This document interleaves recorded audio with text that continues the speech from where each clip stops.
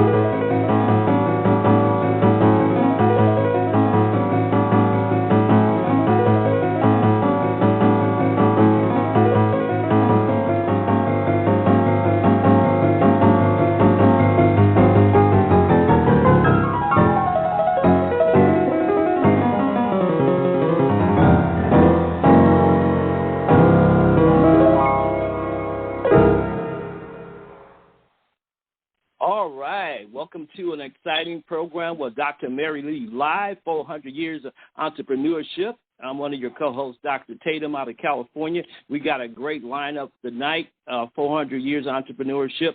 The ambassador for the Incredible 400 is Ambassador Nick Cannon. He may be on with us tonight, and his father, Dr. James Cannon. A little bit of that music, a little jazz, a little music in the beginning, Dr. Cornell West.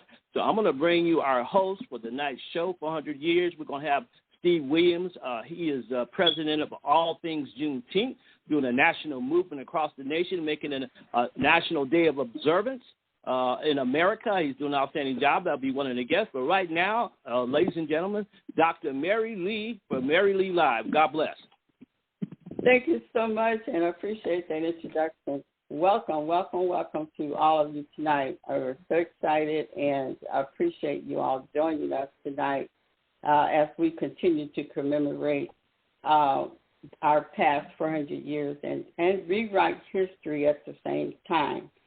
So tonight we're talking with Mr. Steve Williams, who is the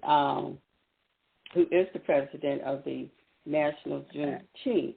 I want to thank you, Mr. Williams, for joining us tonight.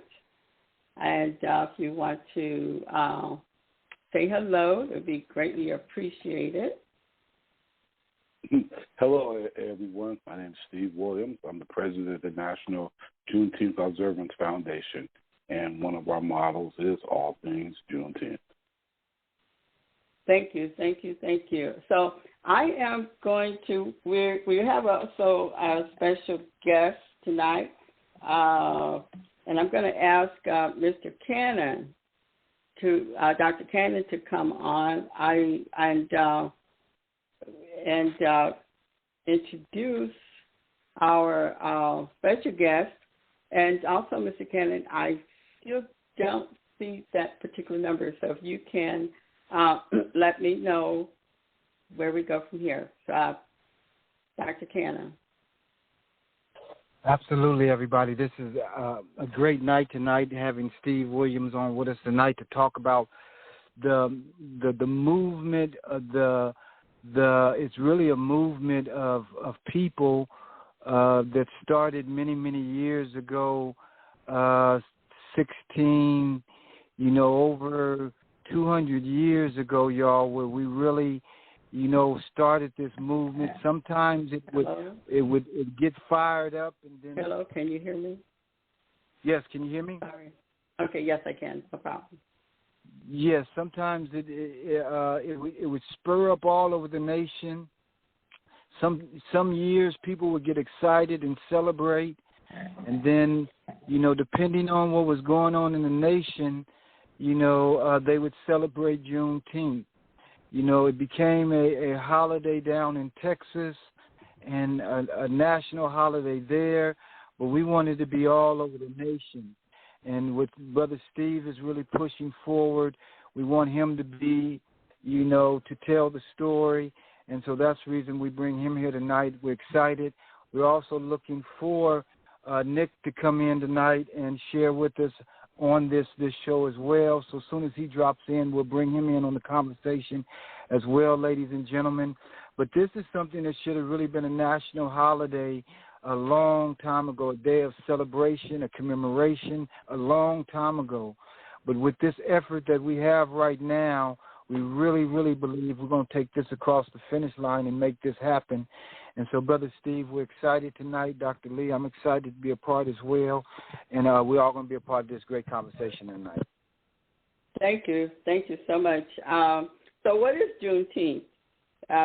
Juneteenth is an annual observance to commemorate the date that Union soldiers, United States colored troops, enforced, and I think that's a very important word, enforced the Emancipation Proclamation. Now, there are more than one definition or explanation for Juneteenth, and so we have a little controversy about it. Granger being the chief prognosticator in Galveston, but rather instead of the U.S. colored troops. And so we're going to turn to Mr. Steve Williams right now. We want to know, what it is, what's important, what is the truth, and why is it important, and how actually should we celebrate it? Mr. Williams. Well, thank you very much. If you can give an introductory, and then we're going to bring on Michael Tynes will join into conversation. So if you can give us an introductory, that'd be great. So, yes. So let me explain. First thing is Juneteenth, the word is a portamayu, which is a combination of June and Teenth. And there's several things that have happened throughout June on the 10th. We'll first talk really quickly about the most famous Juneteenth that we call the Texas Juneteenth, right? And that is the Texas, the Juneteenth that is there. But there's several other Juneteenths that have taken place in June. And Juneteenth has come to represent all the other freedom days as the U.S. colored troops moved west across the landscape of America, bringing freedom with them. That's to save the Union more than once. Real quickly, Brother Steve, I'm sorry. I think we do have Nick on. I'm not sure. Nick, hit one on your phone, and Dr. Leah make that live. We'll know that you're on.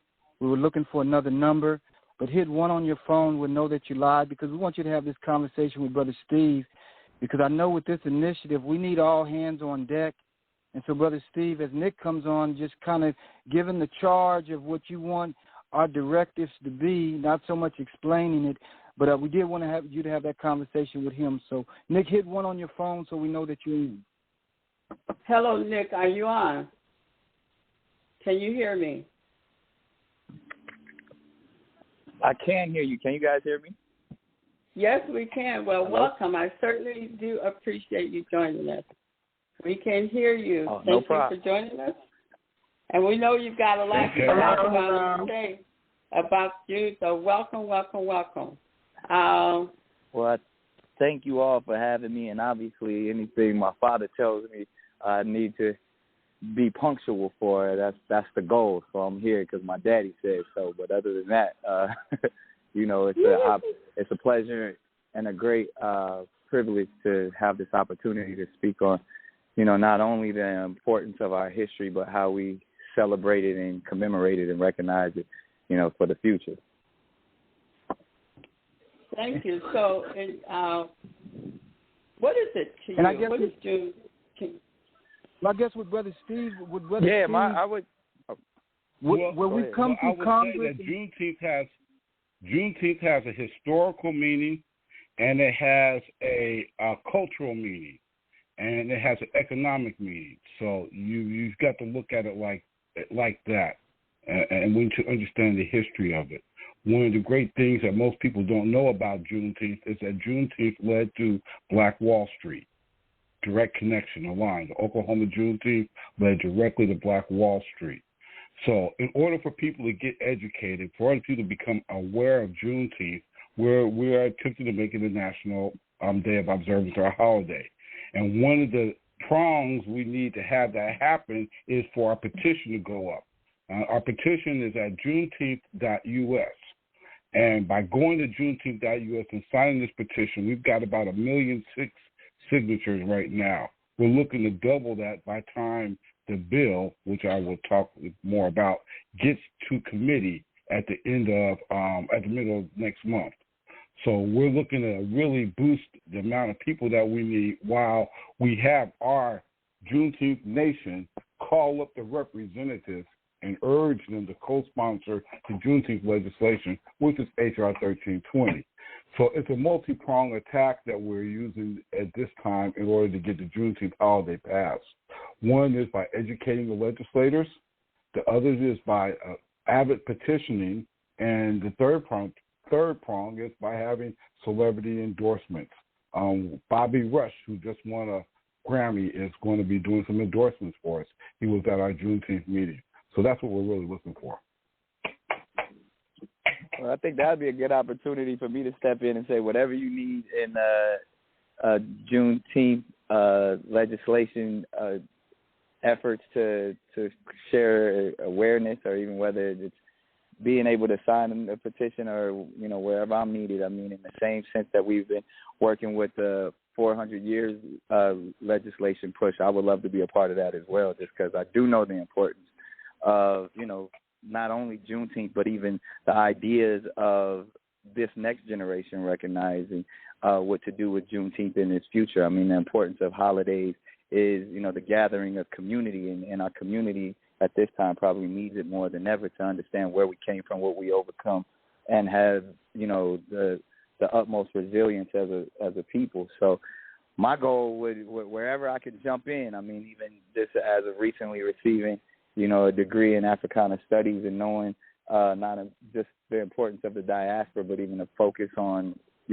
what we have as African Americans, the understanding that I recently learned of just the ideas of that, it originated in Texas, and, with Texas probably being almost, I believe Texas, Delaware, and Kentucky were the last three states to, after, before the Emancipation Proclamation, to kind of continue slavery, that people celebrated so intensely on June 19th in 1865 to abolish slavery, and it carried on, like you said, onto Black Wall Street, and even to this day when we talk about independence and the importance of freedom in America, that's when it really started for us, and, or at least the attempt for it to start for us, because even in some aspects, a lot of us are still not free. So that's the importance of focusing on how to get free if we know where it originated from. So the power and the freedom is in Juneteenth, and we say all things Juneteenth is one of our sayings. And in that power, that knowing Juneteenth, by having people go and read Opal Lee's story at juneteenth.us, push the petition there, right? You can come to an understanding of the fullness of Juneteenth, because over the last 3 years, our education team has really dug in and got to knowing Juneteenth. The last people freed in America were on June 14th, 1866 in Oklahoma by the Treaty of 1866, which freed the people who were enslaved by the Native American tribes, all 5 of them. And so that was the last people on this continent to be free.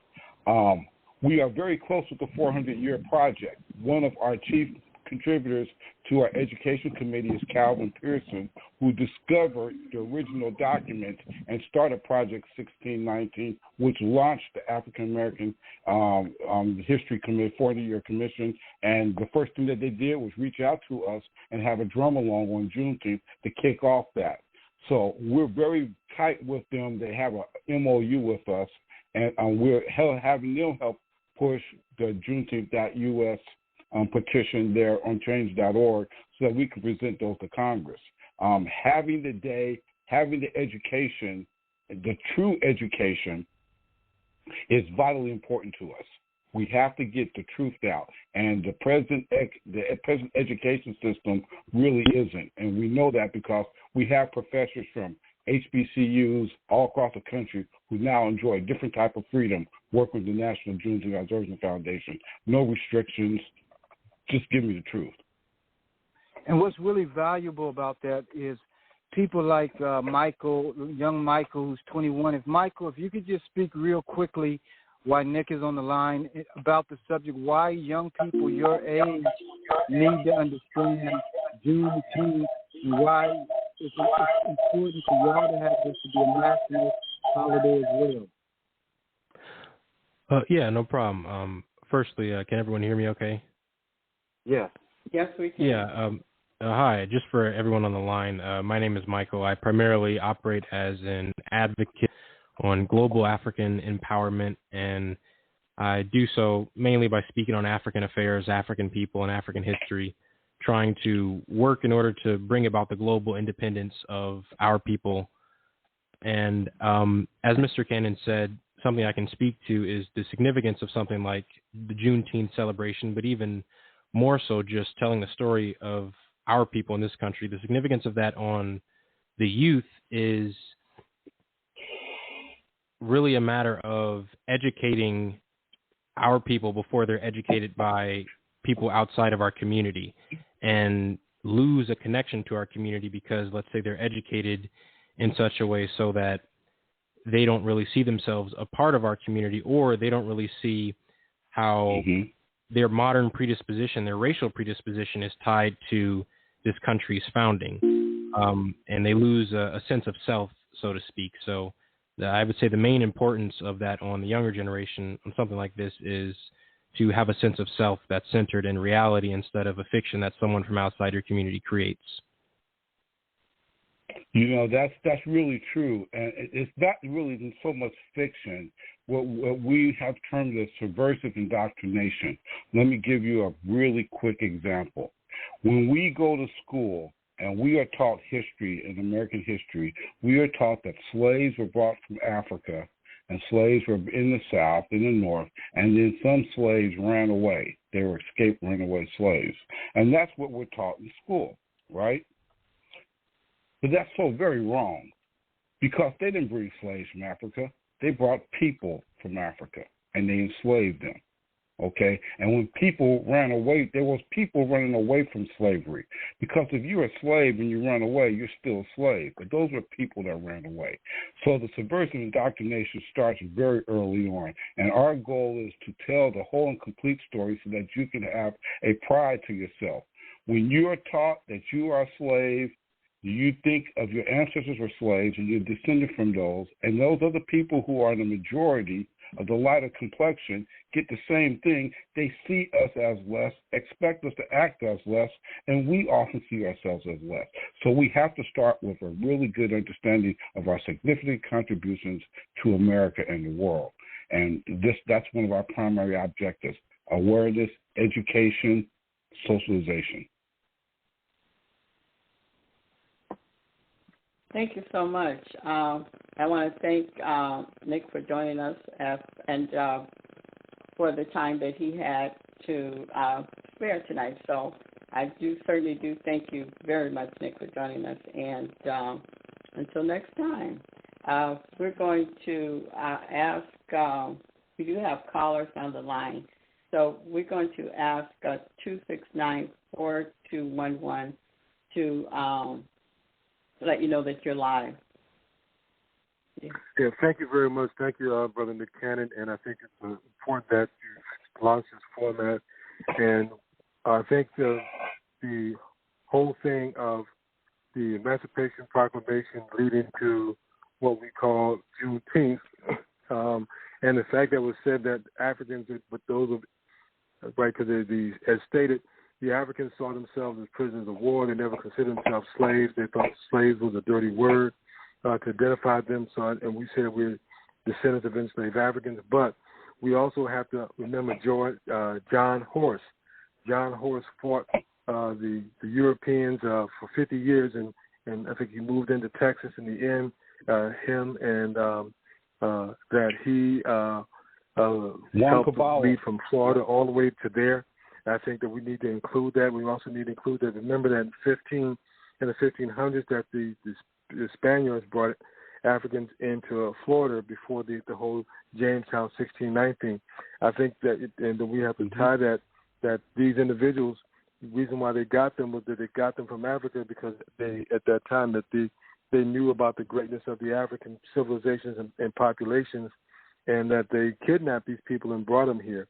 And I just think that it's important that what you're trying to do, that we have a history that founded America, and that we have to also tie it to the work of Von Werther, that the Unexpected Faces and Dr. Ivan Van Sertima, that came before Columbus, that we have the African presence here going back 600, 800 BC, and then we have the Folsom people, who are the first people in America who are black skinned, who are actually the Native Americans, who that the Indians or those Alaskans married into and lost the epicanthal folds or Japanese eyes or Chinese eyes to make the modern day African, so that we got to clean that up, and that's our history, and that we got to get rid of those who are the Dow Commission who paid the $5 to be in part, and that you made a very important part that the 5 civilized tribes, to become civilized, you had the enslaved Africans to be recognized, and they fought against the North to keep the slavery, and that those groups also, those Native Americans, had to be punished because they kept slavery going,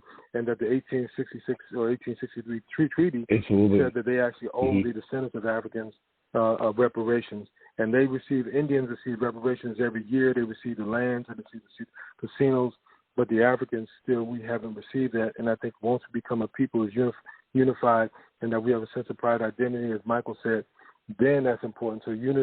So one part of Juneteenth is restoring our historical memory and our historical identity, and I think that's what's so critical. That's my opinion. I would like to hear Nick's opinion and others. Yeah.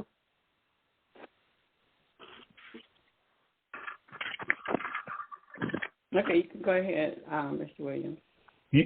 Yeah. So we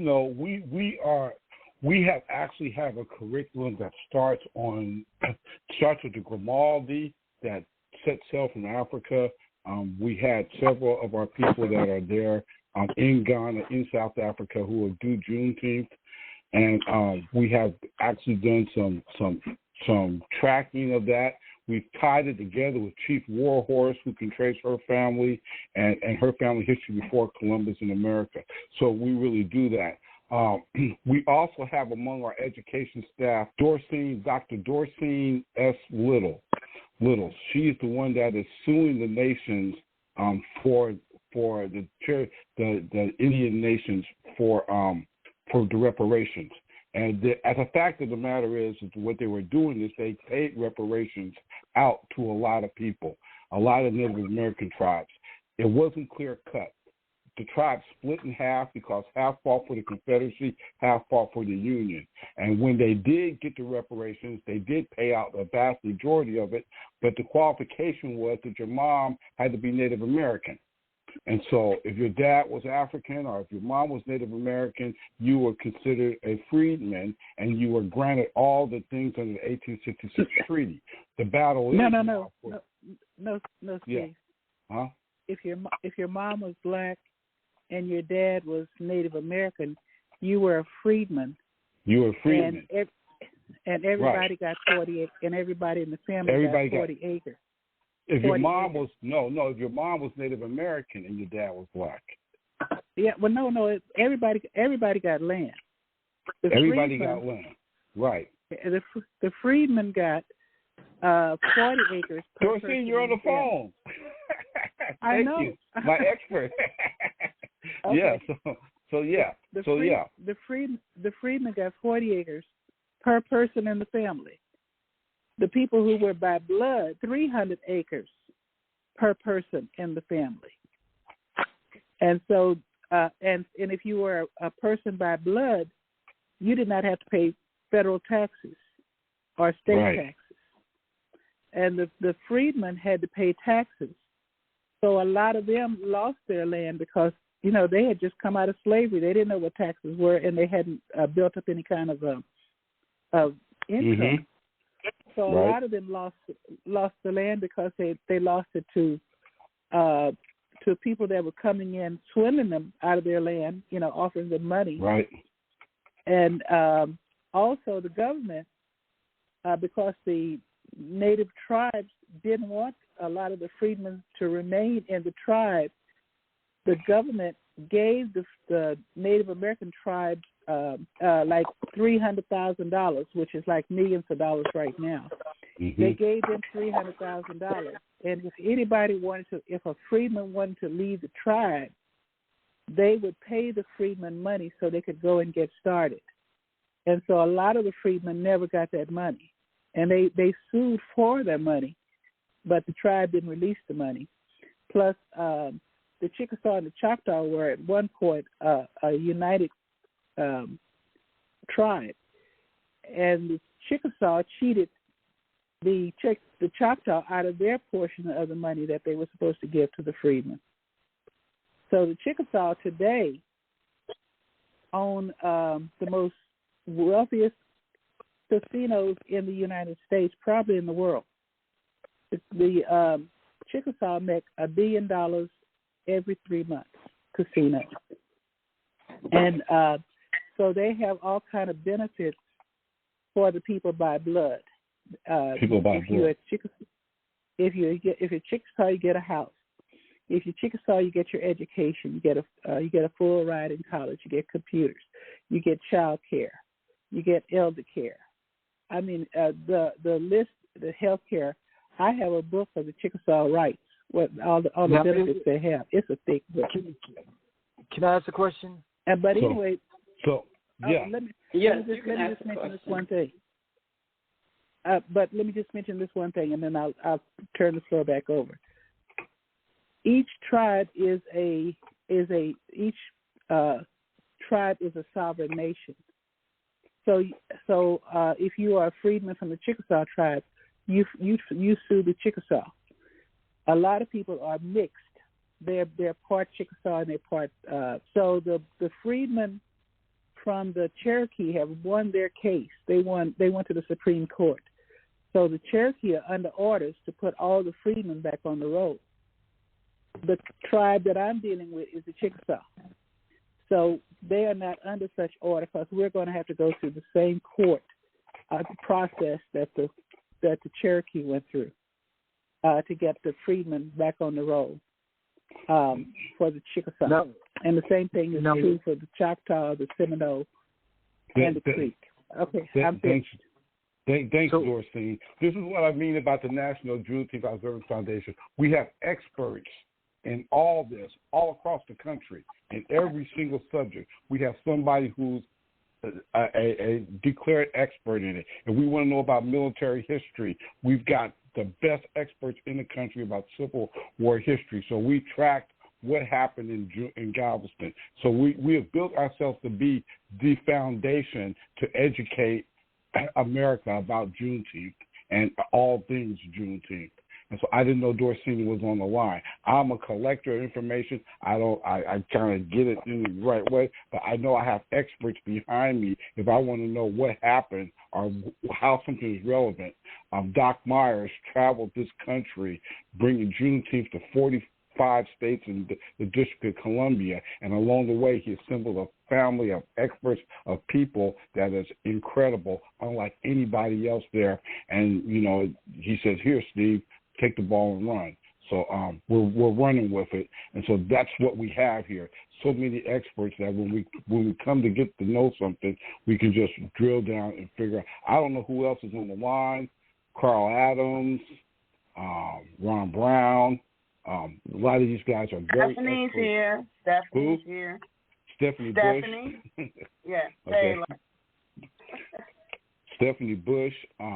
We have so many great expert people about Juneteenth, and we are put together so many programs to educate people about Juneteenth, and for them to have a pride about themselves that we never had before. I mean, James Brown said, "Say it loud," but you know, being proud and knowing your history, your heritage, your contribution is really about the self agency of Juneteenth. Is what we really want to get people to understand and know. The self-agency, the self-determination of Juneteenth and being able to move that way forward. So I want to just tell you a couple of things real quick, some real quick Juneteenth dates. June 19th, 1862, Congress outlawed slavery in all the territories. This is called Chapter 111. So that was June 19th, 1862. June 19th, 1863, the Pennsylvania Abolition Society, they actually enforced the Emancipation Proclamation in Pennsylvania. Also on that day were the first orders received to form the United States Colored Troops. Then we have June 19th, 1865, which is when the 29th and the 31st came into Galveston and Granger read General Order Number 3. June 14th was the treaty with the so-called 5 civilized tribes in Oklahoma was signed, and that was the end of slavery in the nation. On June 19th, 1964, the Civil Rights Act survived the 83-day filibuster in the Senate. And on June 19th, 1968, A. Philip Randolph used the Juneteenth as a political tool to launch the Poor People's March in Washington, D.C. These are just a few of the important historical days in Juneteenth history. And when you talk about young people using Juneteenth and rallying behind it, behind Black Lives Matter, it would be no different than Barack Obama when he waved the Juneteenth flag and marched in the parades in Chicago before anybody knew who he was. You know, it's always been there, and it's been used to elevate people and causes since its inception, and those are just a few examples. Thank you. Steve, could I ask you a question? Mr. Cannon had a question. I believe Mr. Cannon or someone had asked to have a question. Yes, the lady could go first. Go ahead. Okay, I just wanted to ask, with all of the wonderful lectures that are being held and all the information, is that being put into an annotated book? Or how are we going to put all that under one cover? Because that should be called a Juneteenth encyclopedia or something like that, with all of the information that's being given out there. It's, you know, somebody should annotate it, you know. And that's what Dr. Taylor's doing. Dr. Charles Taylor, he's writing his new book, Juneteenth, The Celebration of Freedom, and the second revision. He's actually, you know, gleaning information from our committee and our team and using it and expanding it. And we'll see where it's at, and we'll continue to build what we're doing. So, you know, we try to record and transcribe a lot of the stuff that we have, and so we definitely are building a bibliography, and everybody is, you know, submitting their stuff online. And so somewhere along the line within the next 6 months or so, somebody's going to have the task of digging into our virtual vault and putting all this stuff together. So that's going to be a job. But yes, we're keeping a record of it. One of the things we're trying to do with the commission is to get people to write, because y'all know the stories, you can tell the stories, and utilizing tools like Amazon, we don't have to compile a big book. I say nothing over 100 pages. You write on Booker T. Washington. You write on Phyllis Wheatley. You write on Mary McLeod Bethune. And then we do it together. I write my 2 chapters. You write your 2 chapters. I say let's write hard, y'all, and tell our stories. We've got tools where we can do our own publishing together and let all that financing, all that profit go into Juneteenth. I love it. What we can't do alone, we can do it together. Yeah, you know, we need to solidify a lot of this stuff, and we're doing a lot of work right now. But you know, we have only so many arms and legs that we have as far as getting it done. So we keep the call out for experts to come in and help us with certain things. And I really appreciate the Juneteenth Nation for sticking in there. The one caller talked about John Horst, Juan Caballo. He's known as the Black Moses of Oklahoma. He helped establish the Muskogos in Mexico. And the funny thing about it is that John Horst got them down there in the 1850s, and they had established an area of land just north of where Maximilian was at. So the colored troops that were on their way to the Mexico border to deal with Maximilian, who was trying to bring Texas into the fold with France and get their resources and entice them with the thing that they would support slavery, because France was in the middle of the French Revolution. They ended up being squeezed. And on June 19th, 1866, 1 year after Juneteenth, Maximilian was executed, and he was actually squeezed on one half by the U.S. colored troops and the other half by the Black Muskogos led by John Horse. He was gone by then, but they held the fort down, that part of the land. So the history does tie together. Thank you. I want to remind our callers that you can tap one on your phone and, with any questions or comments, just tap one on your phone. Go ahead, ma'am. Oh, I was going to say we also have access to free first-hand narratives. We have the slave narratives that was part of the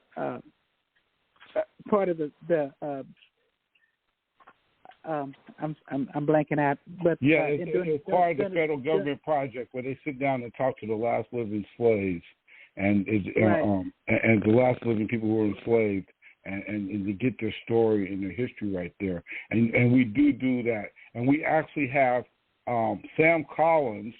I don't know if Sam is on the phone or not. He's in Galveston. He's a well-known. He's done a lot with the penitentiary slave system down there in Galveston, and he has tracked down people who have tales, family legends, family stories about the Juneteenth. And so we have documented those and recorded those. My grandpa told me this happened when the soldiers came.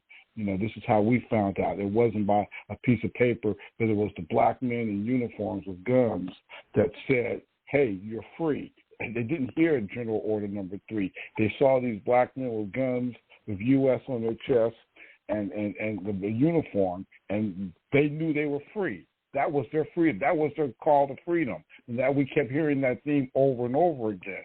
So that told us that, that was part of the subversive indoctrination, even with Juneteenth, that Granger rode in on a horse.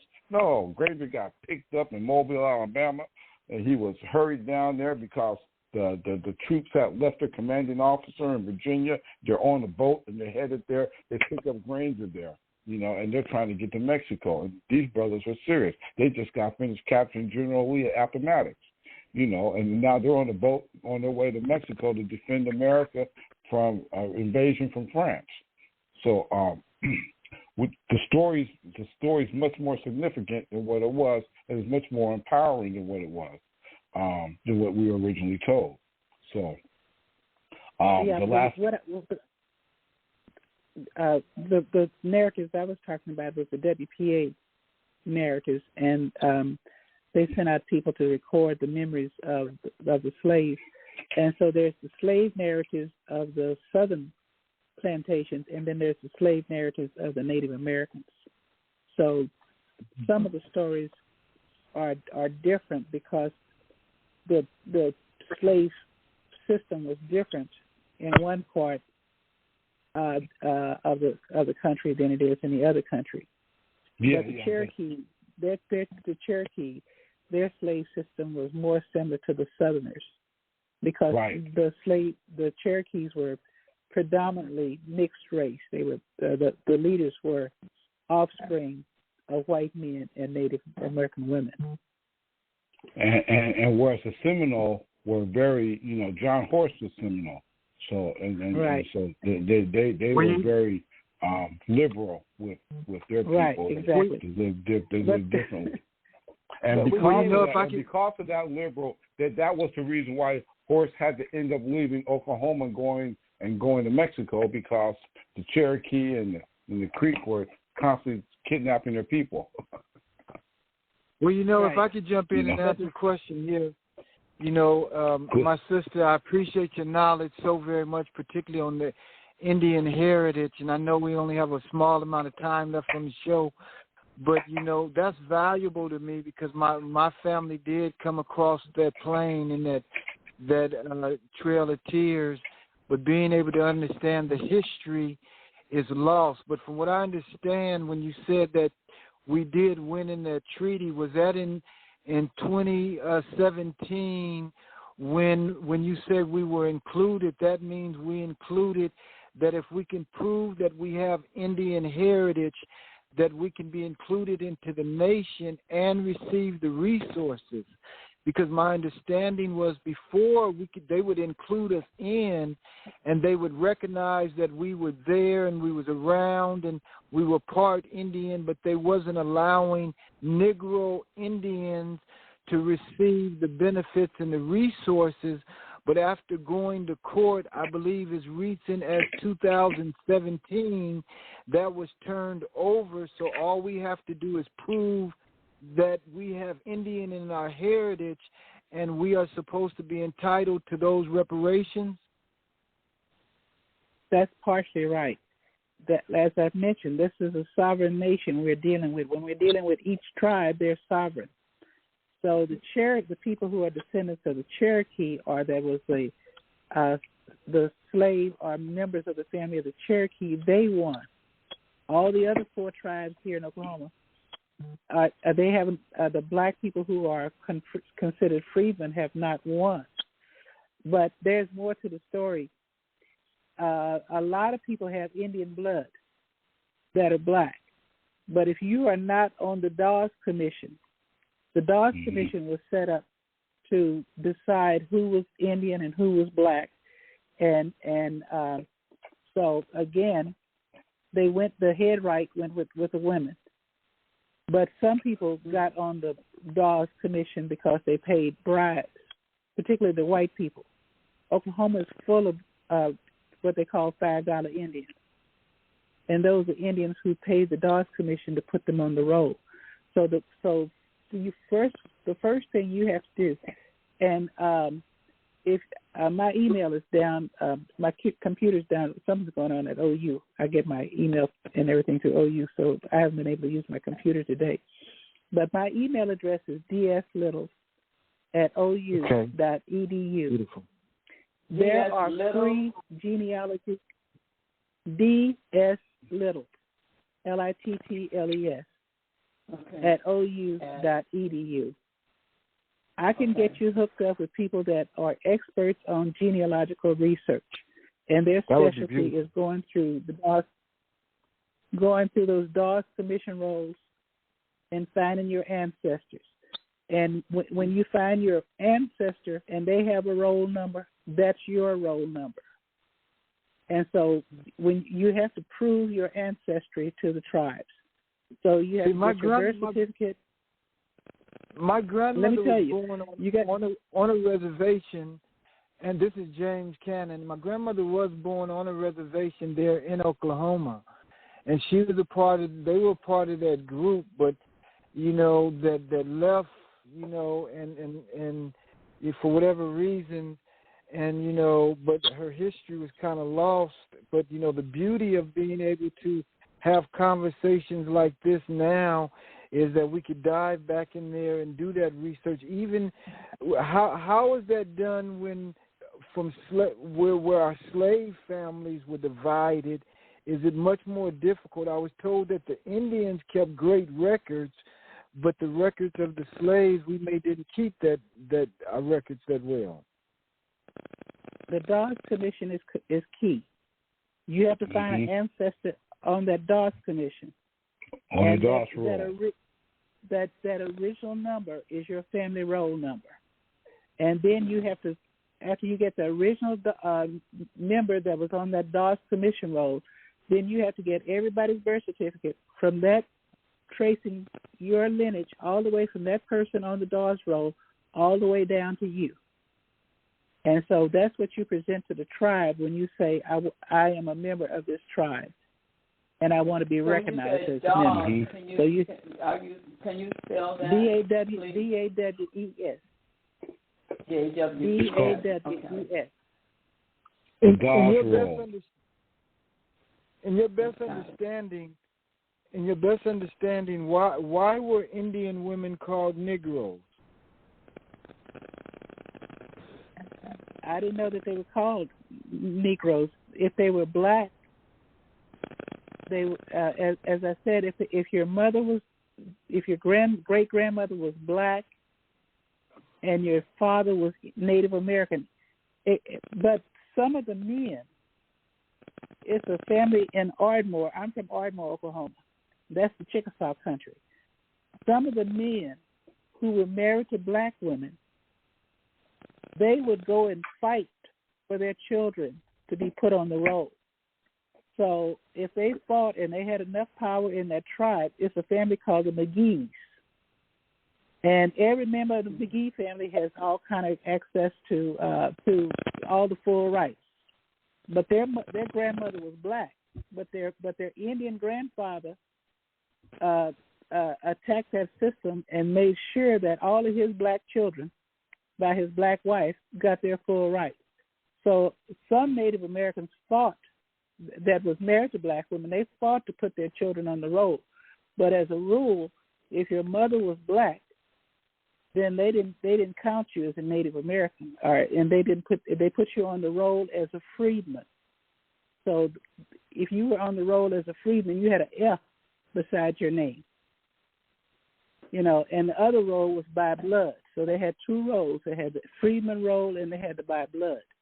And the by blood, it wasn't that important up until recent time when the Native Americans started getting wealthy off of the casinos, and some of them got wealthy off of oil. In the day when the Native Americans were poor, it wasn't a big deal to a lot of people that they weren't on the roll. But then when the Native Americans got so wealthy and started building houses for their families and building health clinics for the tribe and giving them monthly stipends and all that stuff, then that's when it got important, for your lineage. I was curious. Maybe okay. Michael could share on that too. Some insight on that the Indian women were not called squaws. I thought they were called squaws, but somebody brought it to my attention that the males were called Indians, but the females were called Negroes. Michael, was there any insight there that I was missing, or anything that you knew on that?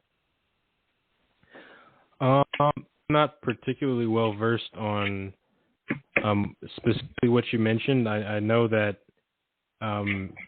persons of American ancestry were at times classified as blacks and Negroes and mulattoes, sometimes on the basis of superficial characteristics like skin color, and other times because there may have been some known admixture with Africans. But I'm not particularly well versed on specifically what you mentioned. Appreciate it. Well, squaw was kind of a derogatory term too. Okay, but we're not the original. Weren't the Indians or originally enslaved Africans? Yes, that's how they tried to stay in the South. When the government started trying to take the land away from them in the South, the government said, well, if you take on the white man's ways, then you can stay on the land. Because the Indians owned Florida, Georgia, South Carolina, North Carolina, Mississippi, Alabama. Louisiana. That was the home of the Indian tribes. And so when the America started expanding west, they started eyeing this land, this rich, fertile land in the South.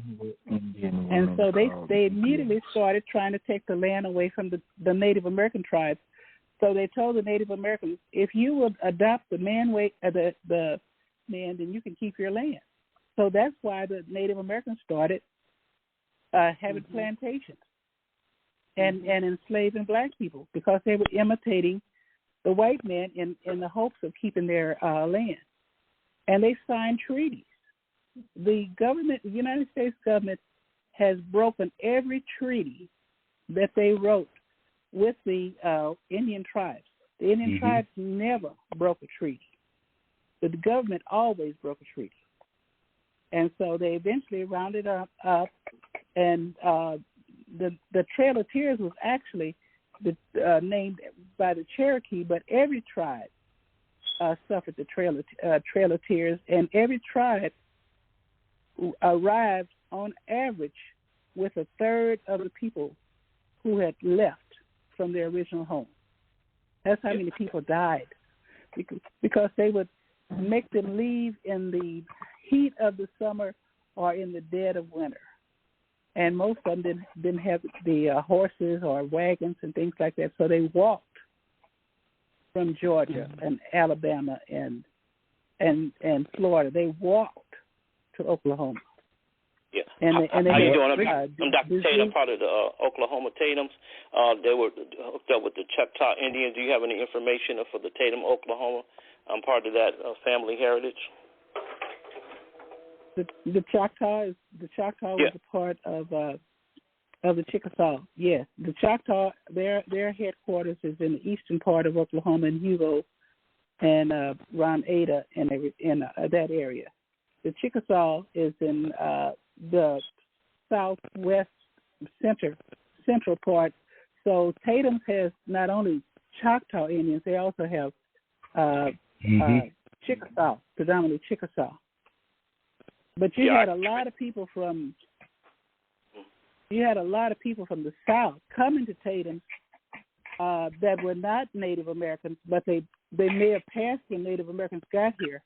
I think I told you last week that there was a plantation owner that had about 10 or 11 girls by a slave woman, an enslaved woman, and he wanted to protect his daughters, so he put his daughters in a wagon and sent them to Tatum's, because a lot of people were coming to Oklahoma because they had this land here that they could get through the land runs, or they could come in and buy land. My grandfather bought 160 acres, and I think he paid a nickel or a dime per acre for his 160 acres. So the people from the South were still under such fear of their lives that they were flocking from the South. Have any of you seen the trains in India when people are hanging off the side of the trains and riding on the top of the trains in India today? Yes. In the late 1800s and early 1900s, that's the way the trains looked coming into Oklahoma. You had black folks. I had a picture of it. I can't find it anymore. But there were pictures of black people hanging on the side of the trains and on the side. So, Dr. Little, we're working on a brief document that shows the connection between Juneteenth and Black Wall Street, and there's a timeline that goes along there, and we hope to have it together shortly. Dr. Little's doing a lot of things, but I hope we can have it together pretty shortly and be able to shed a lot of light on the importance of the Oklahoma story. Okay, we want to bring in our callers as well. We want to ask 661-7000. You are live for your question or comment. Area code 661. Was that the last 47000? Okay. 269-4211. Area code 269-4211. Yeah. Hello. Yes, we can hear you. When you talk about the Chickasaw, a lot of them are based out of Mississippi, but also to be civilized, you kind of hinted to it that you had to align yourself with Europeans, and that the Native Americans, some of them were the ones who enslaved the Africans, also were the bounty hunters who would track down the Africans. And as you said, that the treaties is your highest law in the land, and that there was supposed to be a treaty of the Native Americans compensating the descendants of enslaved Africans, and that the Africans hated to be called slaves. I know they used the term by Dr. Robinson that they called themselves prisoners of war. They wrote the Negro Spirituals, before I be a slave, I'll be buried in my grave, that they were very against that, and that also that Andrew Jackson, went and took their land and moved them from Florida all the way to Oklahoma, and you mentioned John Horace and Morning Dew, which led to the Indian, the African Indian Seminole Wars. There was, conflict between the African and the Indian, and there was unity between the African and Indian. And then also reading, I see that we did the Emancipation Proclamation, but it was the blacks pushing the Emancipation towards the North, because Lincoln did not free the northern slaves. They were still under bondage. And so I have that issue that they were still under bondage, and that then next that the whole thing about not being a slave and going with the amendment saying 13 minutes saying that you can be a slave again if you're in the prison system. So my point to the speakers is that, okay, so one, what is this that it was really the emancipation going from Texas, going back across toward the North, and making people free, because that's when they had the mindset to enforce the government to do right. And second was that the indebtedness still owed to the descendants of Africans, according to that Indian treaty, I think, in 1866, 1863. That's my questions. So what I would say is the first thing you have to understand is that is a misconception about Lincoln. Okay, Lincoln's progressive learning to free people from the evils of slavery took most of his life. Okay, the first person he freed was a lady by the name of Nance Legan Cosley in 1841, 20 years before he was president. Right, he freed Nance Cosley in Illinois. He saw her case. He fought it all the way to the Supreme Court, freed her and her two sons. Okay, Lincoln was constantly pushing for legislation to free people from the evils of slavery. He freed some 20, 30 cases on his way before he became a politician, okay? And then you look at the progressive of his issues of dealing with Congress, trying to get them to move and deal with slavery. The Emancipation Proclamation was just a general order. It was an executive order, and it was designed to put the people on notice to rebellious states that we're going to confiscate your property. Where did he get that from? Well, he got that from earlier in the year, the Second Confiscation Act. Okay, the Second Confiscation Act was formed because of some people who had three men who had freed themselves because they refused to fight for the Confederacy or providing support. So they rode to the same place where Isabella and William got off in 1619, Point Comfort, Fort Monroe. And the general there took them in and says, hey, listen, you don't have to go back. When the owner came and got it, you can't claim them. We're claiming them as contraband of war. This was after Congress already banned slavery, and Lincoln forced them to ban slavery and end slavery in the territories. And before that, Lincoln passed legislation freeing the people in Washington, D.C., and the District of Columbia, finding that loophole. So the progression was all the way going forward. The Emancipation Proclamation sounds good because it rhymes, but it didn't do anything. What really made something significant was that was putting you on notice, we're confiscating your property, okay? We're confiscating your property. We're going to build an army. We're going to take your stuff from you.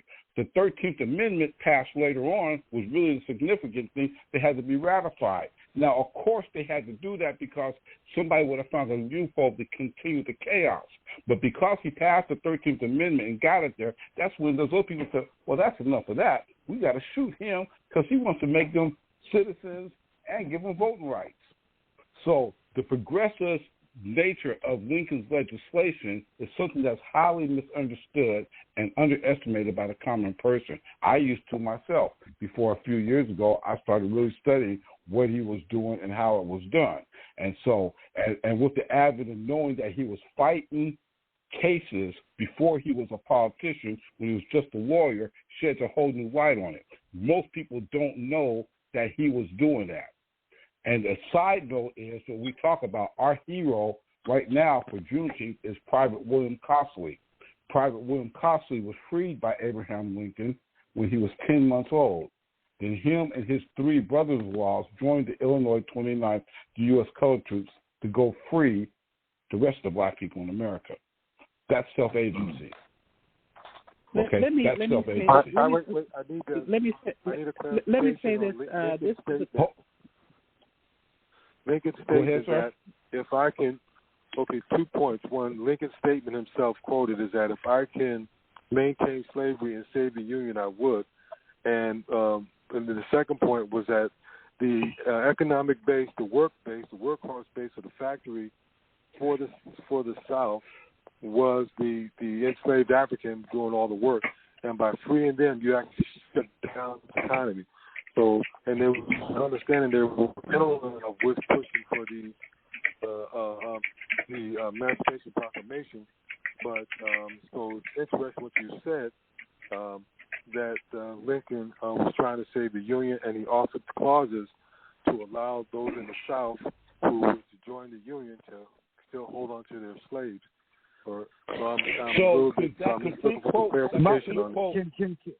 Michael, can you jump in here and make sense of both of those sides?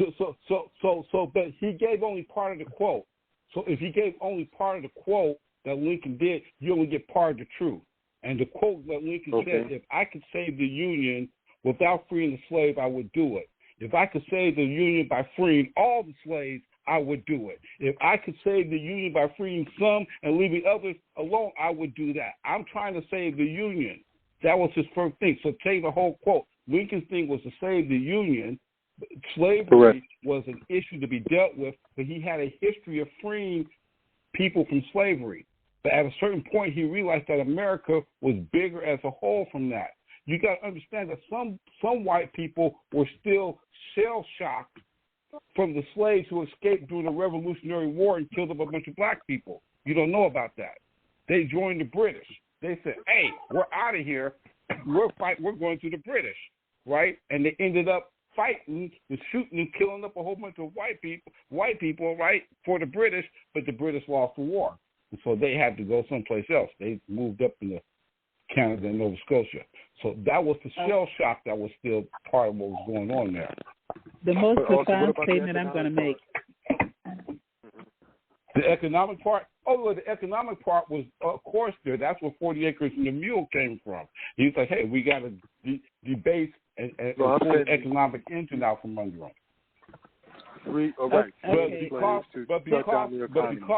Because they had decided, they said, we have decided to call our Negroes slaves and treat them as property, as there was a right, was something that was not really acceptable by the vast majority of the people in the Union.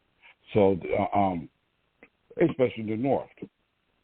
They're doing a complete history of Abraham Lincoln right now on HBO. If you look at it, you get a whole different perspective of Lincoln. So I think this is the 4th or 5th week the series is on. It might be because he was assassinated. I couldn't trust anything coming out of Hollywood, so especially HBO. Okay. Well, anyway, I found it pretty informative and amazing. But anyway, this is a statement I'm going to make that I think is the most profound statement I'm going to make tonight. Okay. The Civil War has never ended. The Civil War has never ended. That's what January the 16th. That's Civil War. That's what revocation of the voting, of the 400 and something bills they got in all these states now of trying to revocate the voting rights of black people. That's the Civil War. The Civil War is continuing, and the people that live in the South, particularly in Virginia, around Richmond and those areas, every month they have a reenactment, Civil War, and the reenactment is always of the wars that the South was winning. Up until 1863, the South was winning the Civil War, and they're still fighting that war in their mind, and they're not going to win until they can get their slaves back. So this is what all of this Well, I would disagree with that because I know several sons of the Confederates. I've been dealing with them for 20 years because I've been here in Virginia, and they have a different take on what they would do for that. But the sons of Confederates weren't the ones storming the Capitol. So, but I would say that they have a different perspective on it, and their perspective is more about their keeping their heritage, not so much about some of the other things that people say. But their heritage is being owners of slaves. Every white person. That's part of their heritage, but that wasn't, as they would say, discovered as a major part of their heritage. Now, I don't agree with it, but I would just say that. Yeah. See, it is not a part of their heritage because only about 10 to 20% of the South were slave owners. Right. Everybody else is poor. They're going around saying that they're exactly. They were. Exactly. That's what the sons of the Confederates would tell you. That's what they would tell you. Exactly. They would tell you that. I mean, I had a computer shop in a little town called Williamsburg, Virginia, right on the border. Williamsburg. You're right there, right? And my shop, and I was the best computer store written up everywhere. And I remember one day the current Attorney General, Mark Herring, had just left my store and told some of his friends to come see me. And this guy came up in the truck with a Confederate flag, jumped out the truck, had on his jacket, his shirt, said Sons of the Confederates, picked up his computer and brought it into my store. Set it down right there in the front. And me and Rob ended up being really good friends. I went to his house several times. It was quite an experience.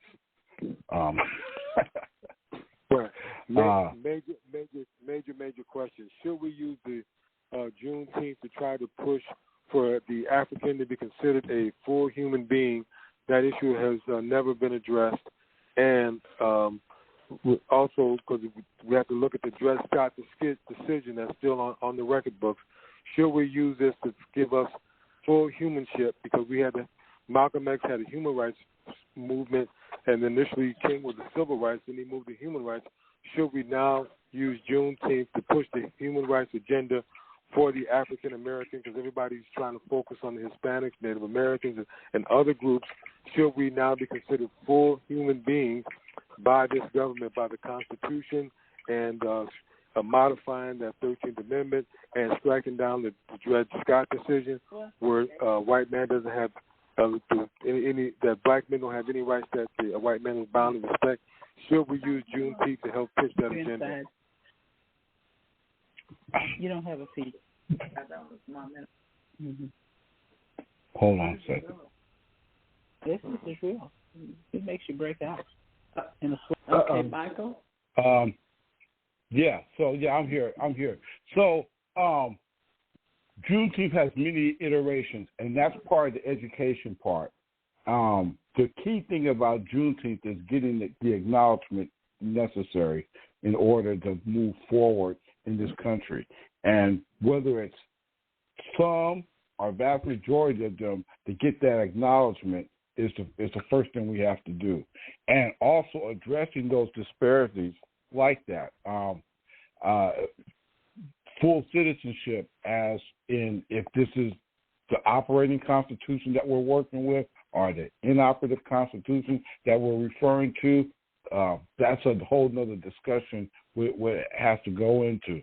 To modify the 13th Amendment to make sure that when people go to prison, they can still work or be put to use is something that has been discussed and been rewritten.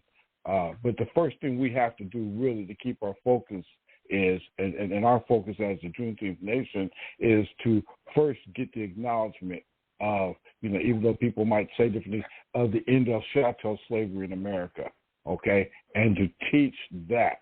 That's the first thing we've got to go. And so before you can say whether we're full human or not, that's part of the first comment I said. They still teach in school that we're slaves. Your school system. You go to your school system and look at that book. They don't refer to you as enslaved people. That's semantics saying you're slaves, meaning you're only 3/5 of a person. You're less than human. That's taught every day in every classroom across America right now. So we want to start someplace. We start right there. I did it to the Virginia Education Commission, and they all set their flag. They sent me the program because my son goes to school here. And I said, this is all crazy. I sent them an email back. They asked me to talk. I happened to send it from my Juneteenth address. So I guess they, paid attention to it. But I told them that, you got to throw this in the garbage can. So before we keep that high level, we got to start the foundation. We got to start with the young people coming up right now and then get them to the point where they can understand that. So I'm not trying to put the cart before the horse. All that is very important. We need to get to there. But the place we got to start at right now is the acknowledgement and then get that education in there to these people. It's critically important. So we're not free until then, until we understand and know. When you open up a textbook and they say they brought people from Africa and enslaved them, that's when you know we're making some real traction. Okay? And they weren't like Africa was breeding slaves. Hey, there's slaves over here. And that's what our kids are taught. That's why they don't like themselves. That's why we don't love ourselves, because when you go to the school, you're taught that you're something out the gate less than human. All right? Juneteenthers in the 1860s, they didn't have that. They didn't have the Jim Crow effect upon them. So they were able to go out and get things done. They were able to be self-determination, self-sufficient. They took just a few of the founders they had. They built the town. They built the economy. The first thing that the group did down in Galveston 5-6 years later is they pulled all their money together and bought a park and some land so they could celebrate Juneteenth without being harassed. That's self-sufficiency. So we have to get our people back to there. A. Philip Randolph said there's no reserved seats at the banquet table of nature, and that is true. So we have to get in there and change those things. But as far as first things first, we got to start with the awareness and then the education. Okay, then what is next? Then socialization. Pardon me? As in socialization, as in elementary school, teaching people how to live with each other and get along, how to be social. Socialization. Are you saying to teach blacks how to get along with blacks and get rid of the deprogramming that blacks always don't trust blacks, don't want to work with blacks? I'm saying black people get along with black people. Black people get along with white people. We got to live in this country together. If you got to group that's going to be separate, getting along with everybody else. Socialization. Getting along with everyone, not just getting along with each other first. Right. I had the discussion. The guy said, well, black people are shooting each other. That's PTSD from slavery. Stop being an idiot. That's what's going on.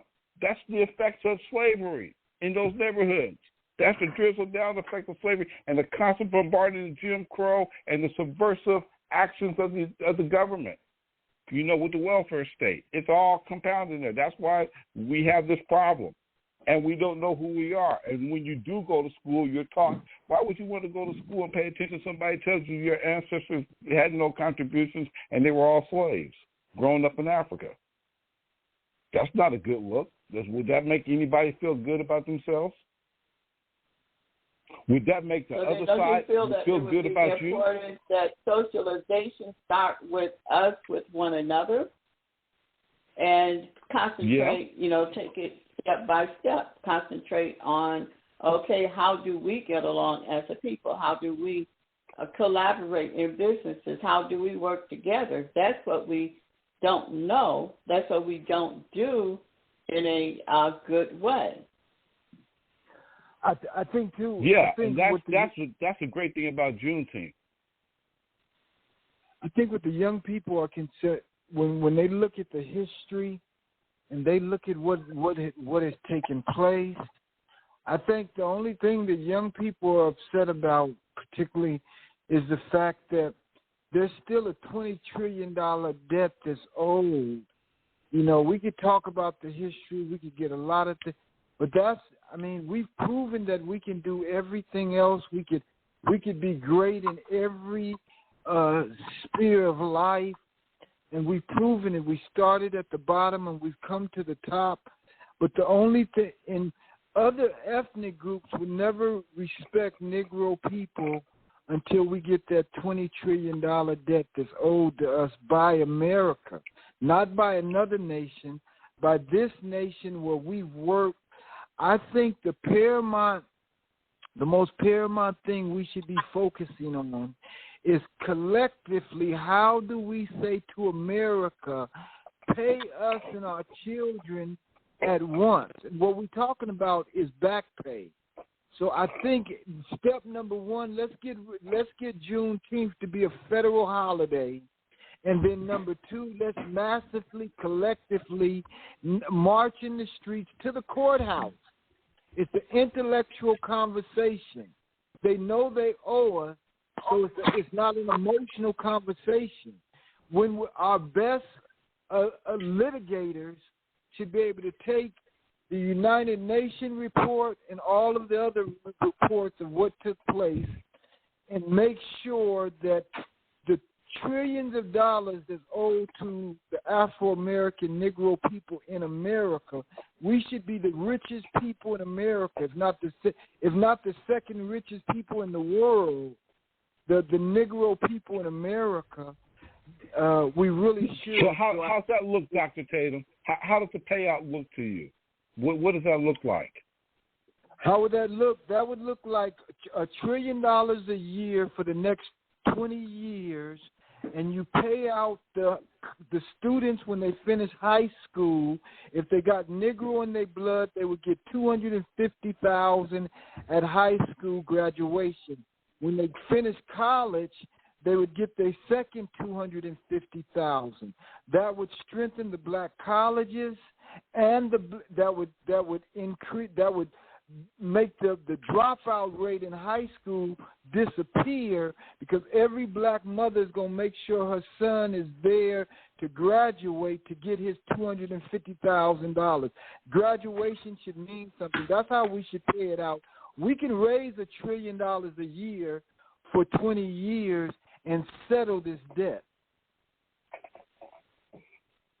That sounds like not a pretty bad option if we get the educated people there and we get the mindset right. Yeah. I think we can create 2 state lotteries to help jumpstart the class action pool. So that we get 100% of that state lottery in each state and let that profit go to pay reparations. If I say cannabis, if we legalize it, give us 50% of the profit for the next 100 years. We don't want to grow it. We don't want to touch it. We don't want it to be a tax. We want 50% of every medical invention that got cannabis in it. I think we worked the grounds enough.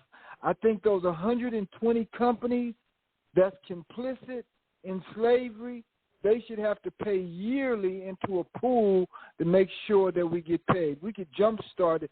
A federal lottery where the whole world can play, we could raise $1 trillion a year to pay this debt. Okay. Dr. Lee. That looks pretty. So I totally agree. And I'm concerned about the order. How do we approach all of this? So I love the idea of the reparations. So do we work on getting along with one another simultaneously with devising and presenting plans for reparations legally?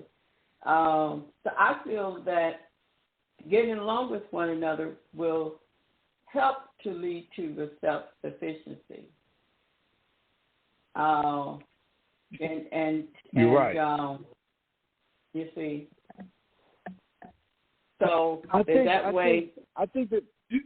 think the reparations component, because if we can really cure the dropout rate in our high schools, what moves us as adults? Money. But if every one of these young men know he got $250,000 at graduation, who's going to talk him into dropping out of high school? We could cure the dropout rate by putting the reparations out there as the proper, it's back pay. They shouldn't have to go to school to get it, but it's something that they deserve. It's owed to them. But to say we're not going to give ignorant people hundreds of thousands of dollars. We want you to go to college. You finish college and you get your second of $250. We can pay the elderly people off with that first $1 trillion, that first half of that first $500 billion, and then you pay the high school students off. And eventually, y'all, I think this debt could be. When we look at our young people, they love America. They love the opportunities that are here, but they know that to finish high school broke, finish college broke, when their ancestors have worked 265 years, I think that they will never respect us as middle adults if we don't get that $20 trillion for our grandchildren. And I also feel that it's important that. I just want to inject this really quick. I think it's important that as we move towards, reparations, socialization, self-sufficiency, that and you also stated it, everyone has stated it earlier, that we need to know who we are. And then there is a genealogy bank or service that Mrs. Little talked about. Dr. Little talked about earlier. And so I strongly feel that part of the reparations should include free genealogy services for each and every single one of us to know who we are. Because personally, I don't feel that, saying, okay, we know that we're Africans, but what tribe? Or what part. So they know who they are. They can refer to themselves as whomever they are,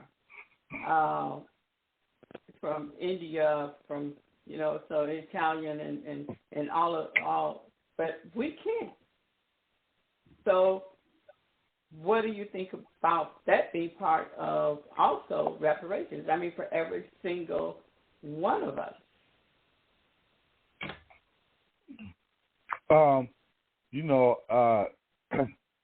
That would be a filtering point. I see the big deal with that. We have to actually have that in place in order to qualify the people, to make sure that there aren't what's that lady's name, Dozier, that was up in Washington, who pretended to be black. What was her name? Mm-hmm. Yeah, I do know who you're referring to. I believe it was So we have to have some type of vetting process to make sure you're a descendant, you're a recipient of the 13th Amendment. That is something that has to be built into it, because with that type of resources, it's going to take a lot. I think that to get that mission done and to get in there, it's going to take. The Congressional Budget Office has already come up with a number for what they owe black people in slavery. They came up with that number back in 2000. In addition to identifying who we are, because the first thing that they did when we were enslaved was to strip us of our identity. They need to give it back to us. But in order we couldn't even speak in our own tongue. So we totally forgot. But in order to obtain the reparations, it's really what they did. It was what's important here. And I like my sister, I don't remember her name, that was sharing about the genealogy. If my understanding is that Barack Obama signed legislation for Negro to be moved off of birth certificates. So let's say if the Indian community was going to get reparations based on them proving what tribe they came from, If they just all was American Indians, then it would be hard to find which ones were Cherokee. And so the same thing with Afro-American people, not going so much backwards to find out what tribe we come from to Africa, but to understand what America owes the Negro people in America. If they take Negro off of the birth certificates retrospectively, going all the way back, is there any other way to determine who is the ancestor of a slave here in America if it's not to find out if you were called Negro? That's my question. As far as you know, have they taken that off birth certificates? And if so, would that make it more difficult to trace your ancestry if they've taken it off the birth certificate, or can we rely on DNA testing? Well, just Negro alone wouldn't qualify you. The Negro alone just wouldn't qualify you as being a slave or being enslaved, right? A vast majority of people, they have records, tax records and tax rolls and inventories of their enslaved people and what their names were, what their value were, when they were brought in. So it would take a lot of different resources to combine that together to track that down, not just birth certificates, because a lot of people didn't have birth certificates. Listen, Frederick Douglass didn't know when he was born. He just picked a day. I'll pick this day. You know, so then DNA, Dr. Little, can Dr. Little comment on this? Or is she gone? She's not with us? Louis Gates, am I on or not? Yes, you are. Can you hear me? Yes. Okay. Yes, we Henry can. Louis Gates, every week he traces people's ancestry all the way back to Africa. So the DNA does have markers now that tells you what tribe you belong to in Africa. So it, DNA has been refined every. But that doesn't address the issue of enslaved people. So you've got to have something to say, my family was enslaved by this person. Like in Georgia, we've got a group of people who are suing the state government for their property and their land back for reparations because they're able to got a paper trail and they show where the state has actually stolen their land from them, right?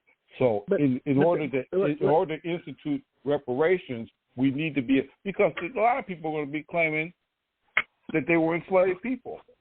Well, the genealogy. Well, we know that all ancestors were enslaved people, and we're the descendants. So wouldn't it be not every black person in America was enslaved. A lot of people think that were not slaves. Right. There's a lot of people that were not enslaved.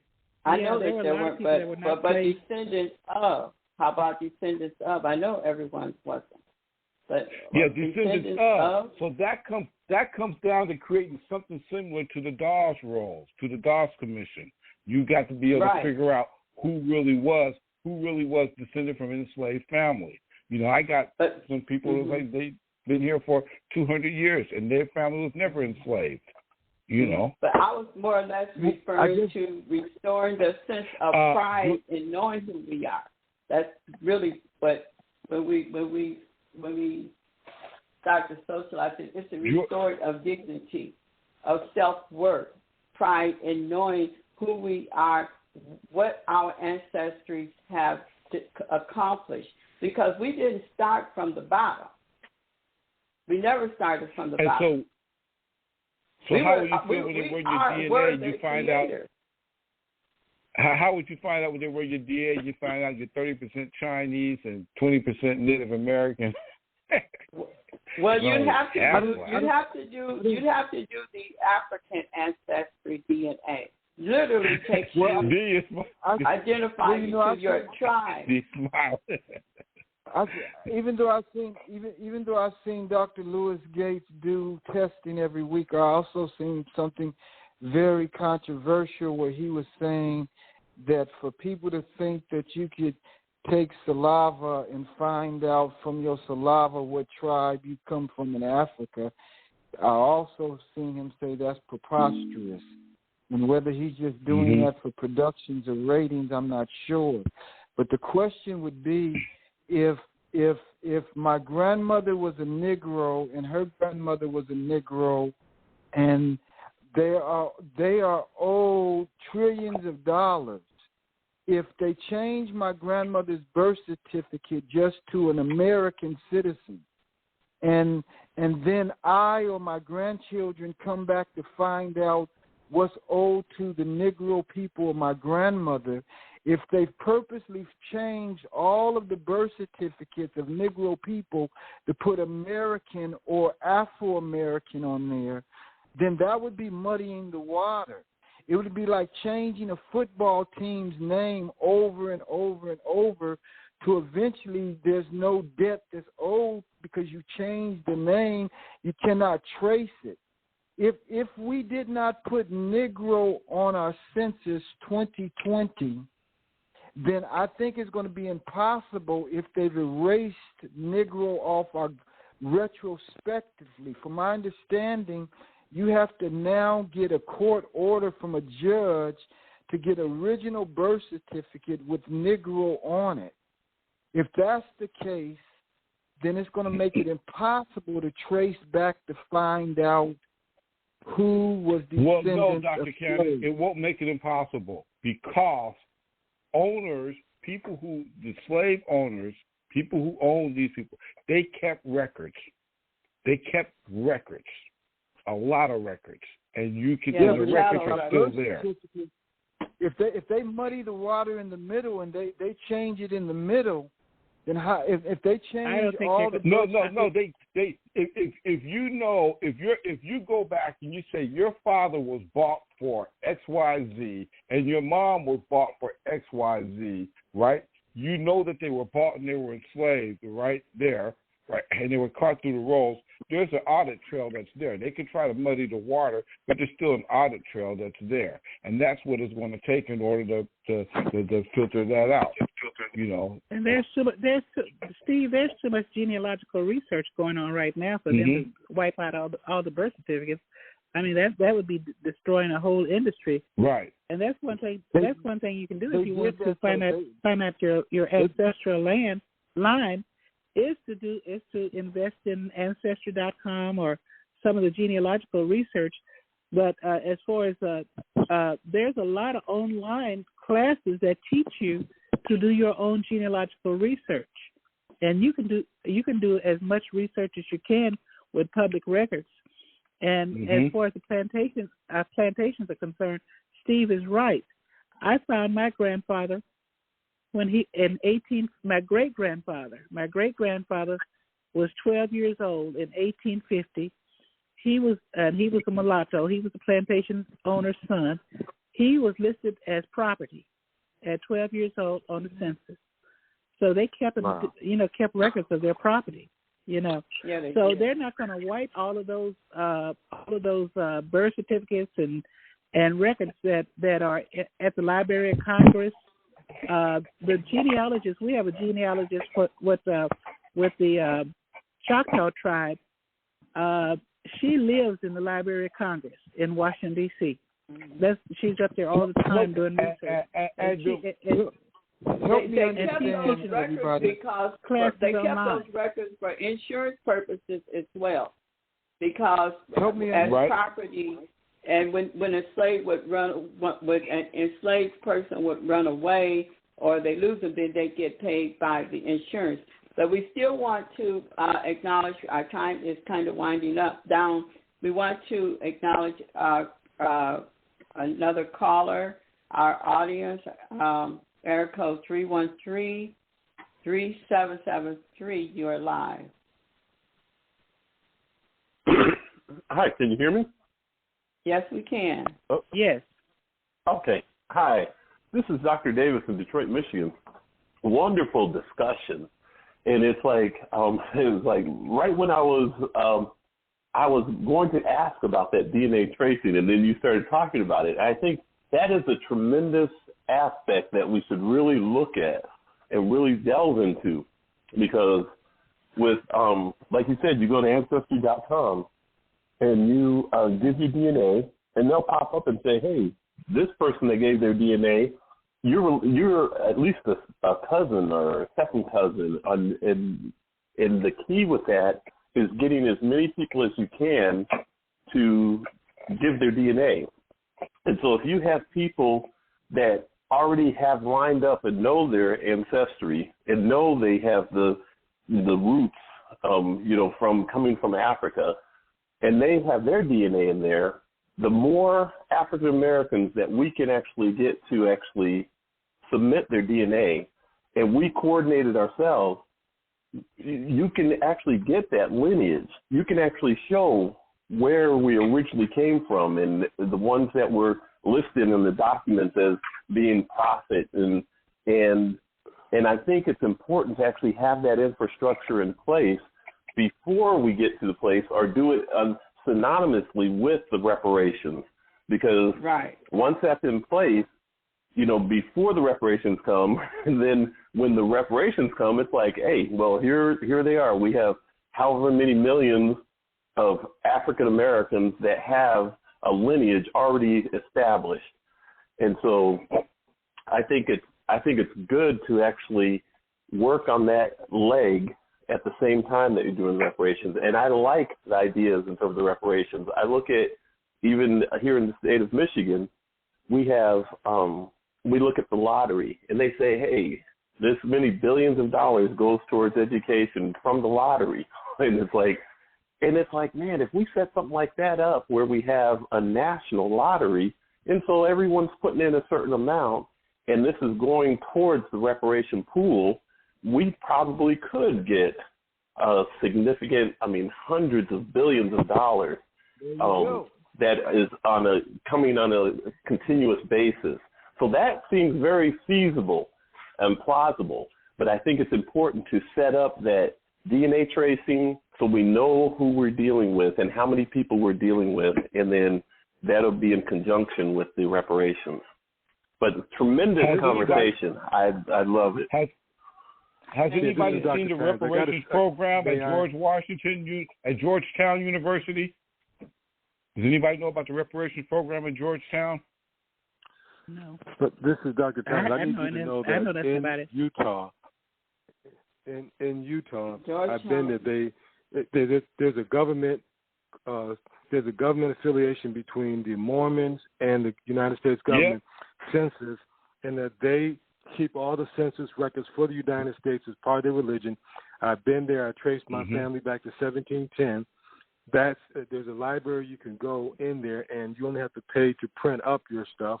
And they work with the government. So every single record that you have at the Library of Congress is also in the city of Utah, and it's run by the Mormons because they were using that to try to track the genealogy of their people. So that's available to anyone, and then you can pay for it otherwise. But those records are kept. They're considered treasured documents. And remember that it's easy to trace the African American because once they instituted the whole Social Security number, that was even for the property, which is the African American, and that is legal tenure that represents the wealth of the United States. So you do have your Social Security number as a basis that you are an African or of African descent.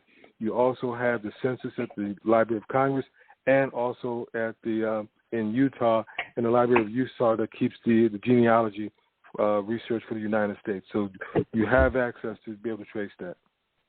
That's powerful. And they are that's the reason why I asked the question.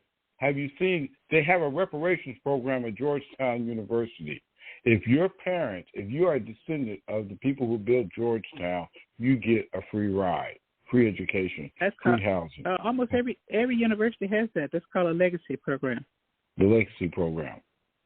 Okay. Beautiful. Okay. Well, I know that Georgetown just instituted their program about 4 years ago, and it's for people who are descendants of enslaved people that helped build that university and program there, the campus. Yeah, okay.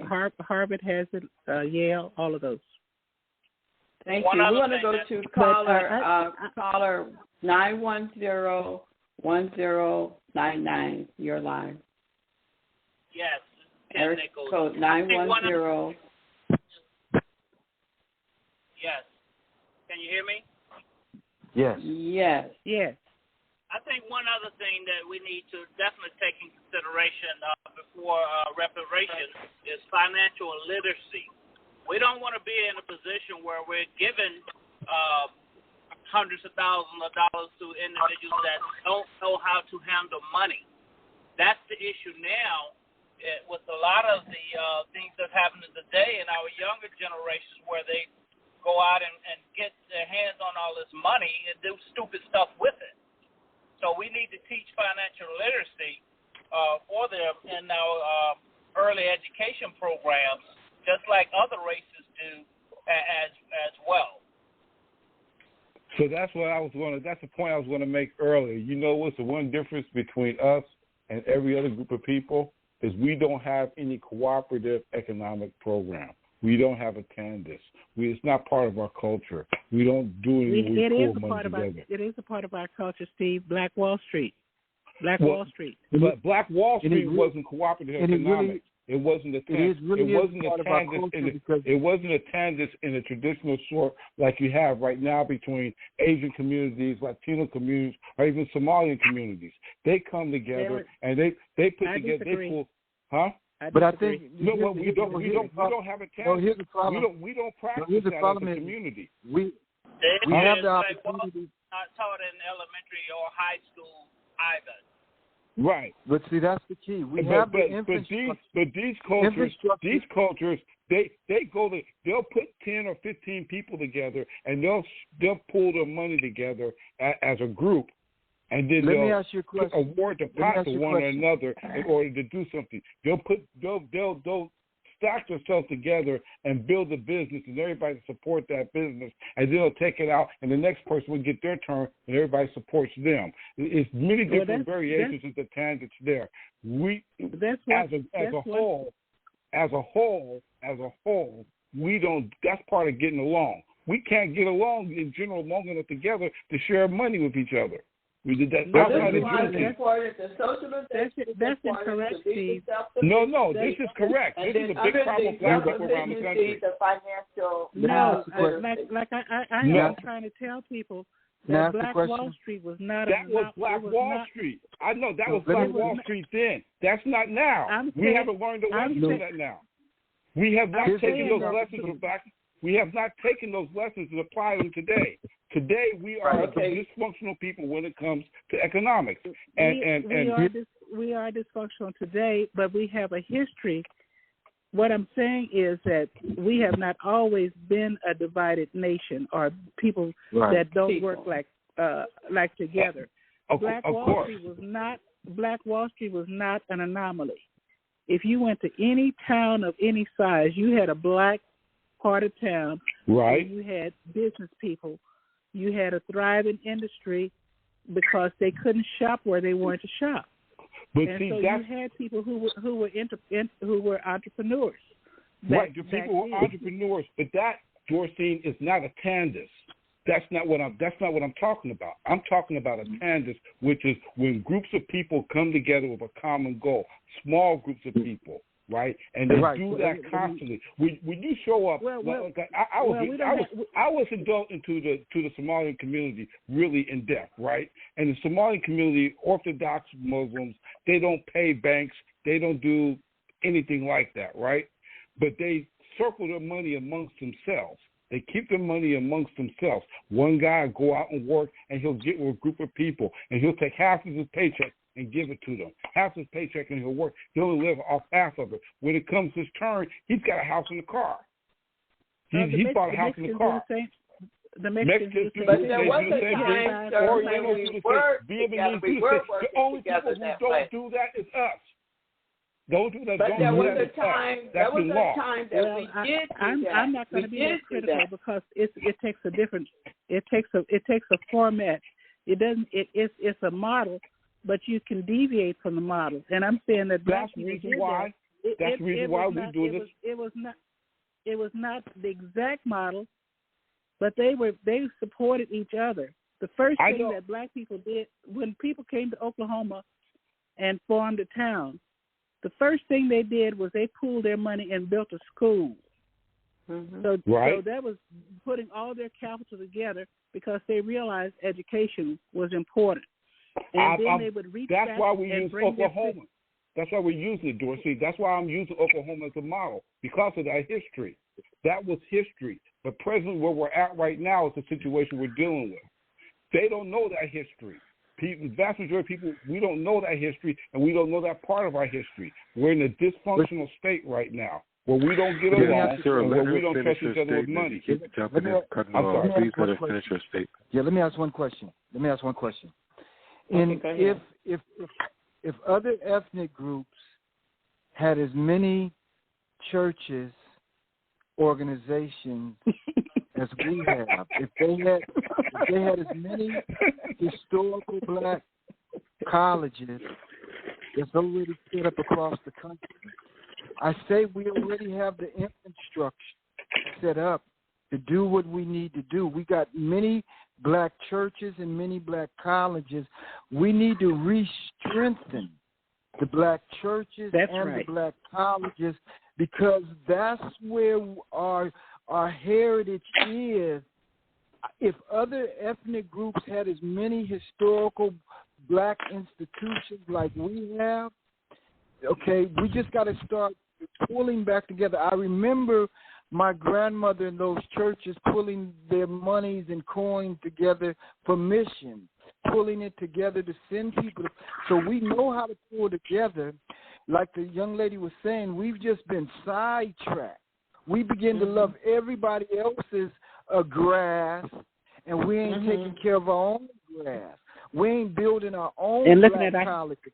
I think every young man, every young person should do their undergrad at a historical black college, and then go get your master's degree wherever you want. I think it's not what that historical black college can do for you, but it's what you can do for that historical black college. You owe the black college to at least do your undergrad there, and then go off to all the other institutions. And our theme for Juneteenth this year is prosperity through Juneteenth. Physical, mental, physical, and financial, right? Yeah. And and that's the theme for that. And part of the financial thing is we have a program that we've got volunteers to start instituting attendance and working together financially towards similar goals.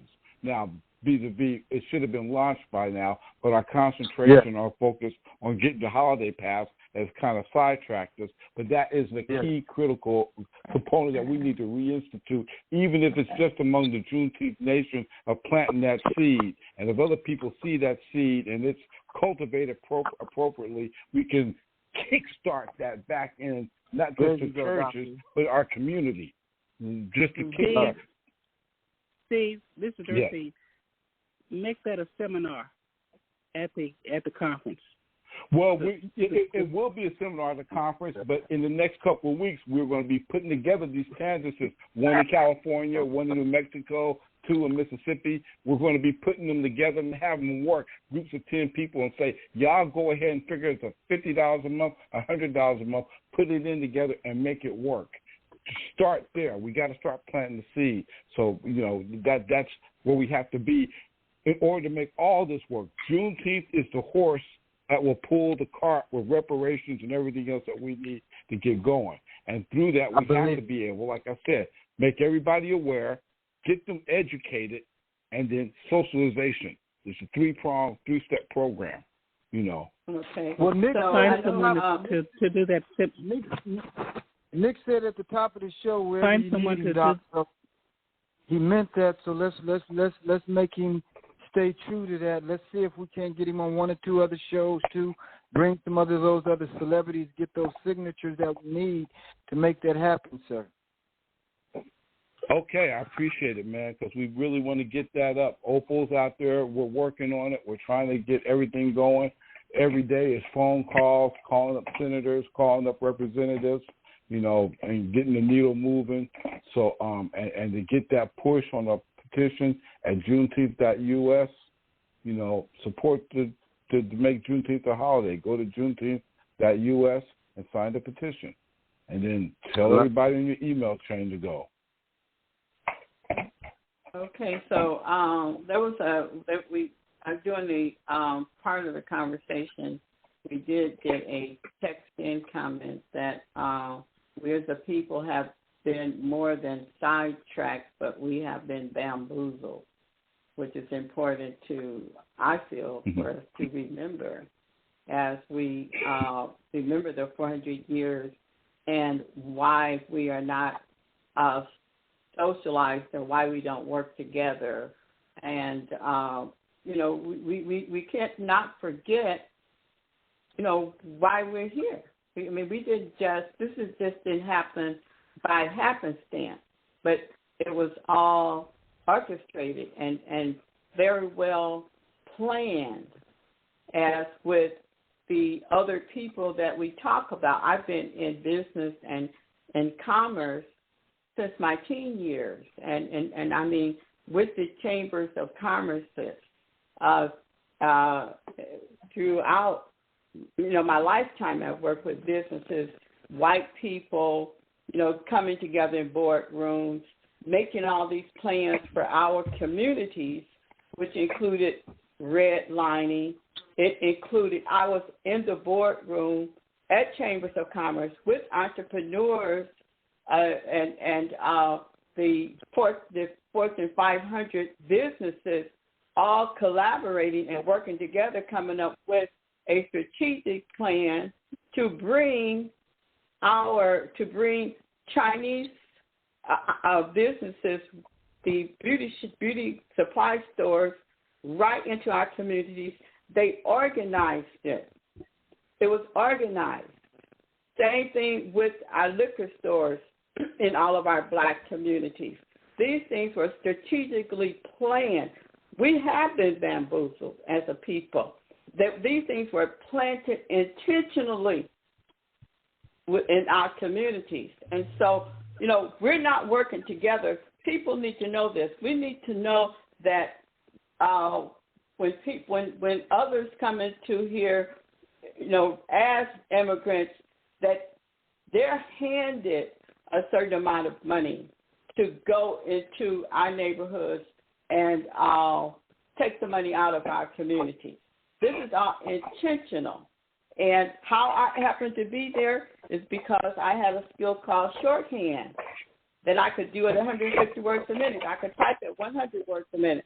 So, I easily was in a Whirlpool Corporation as my first job, as the first African or black woman executive secretary. So I was always in these boardrooms. I was the invisible lady because things that they talked about and planned, they didn't care about me being in the room. I'm just a little black girl,